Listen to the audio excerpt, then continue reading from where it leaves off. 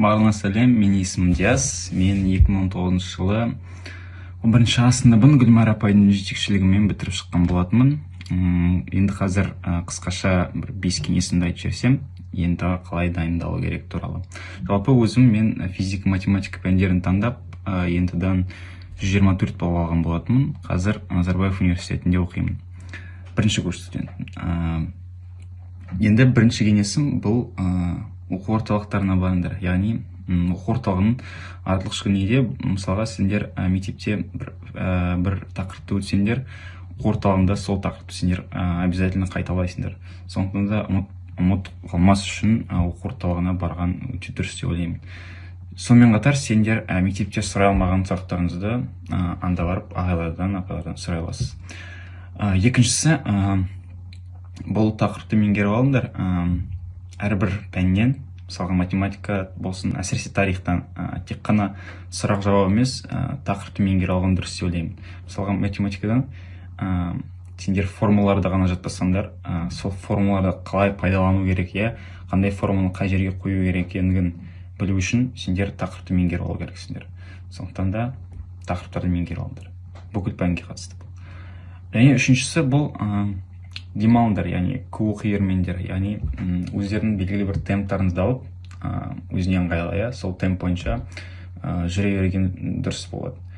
Бір апта оқып, екінші апта демалған өзіңіз үшін қиын болады. Сондықтан да все в меру дейді ғой, сондықтан да оқып, демалыңдар, оқып, демалыңдар. Төртіншісі бұл сұрақ қойыңдар, яғни сұрақ қойдан ұялмаңдар. Мен өз басым сұрақ қойды жақсы көрмейтін едім, бірақ классымда классасым болады, ол өте көп сұрақ қойған болады. Сондықтан да оның арқасында мен көптеген пәндерді меңгеріп алдым. Сондықтан да сұрақ қойдан қорықпаңдар.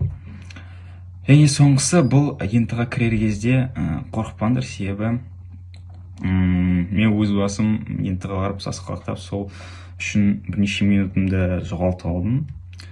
Маған сол кезде студенттер айтатын еді, енді бұл универда сабаққа қарағанда өте оңай деп. Мен оған сенбейтін едім негізі. Бірақ қазір соны түсініп, мен сендерге енді мен айтамын, что енді өте оңай, универдің сабағына қарағанда. Сондықтан да қорықпай, смело кіріңдер. Вот. Және де банағы екінші пункт, тақырыптың меңгеріп алған тағы бір пайдасы бұл сендерге болашақта керек болады универге түсер кезде. Мысалға тарихтан сендерде универде тарих болады, по-любому. Сондықтан да тақырыпты меңгеріп алған өздеріңіз үшін, яғни ентіда үшін, өздеріңіз үшін де, универ үшін де өте жақсы болады сендерге. Бәріне сізге сәттілік. Толығырақ бір нәрсе білгіңіз келсе, маған хабарласыңдар. Гүлмайра апайда менің номерім бар, немесе біздің универге қалай түсу керек екендігін сұрақтарыңыз болса, маған қоя беріңдер.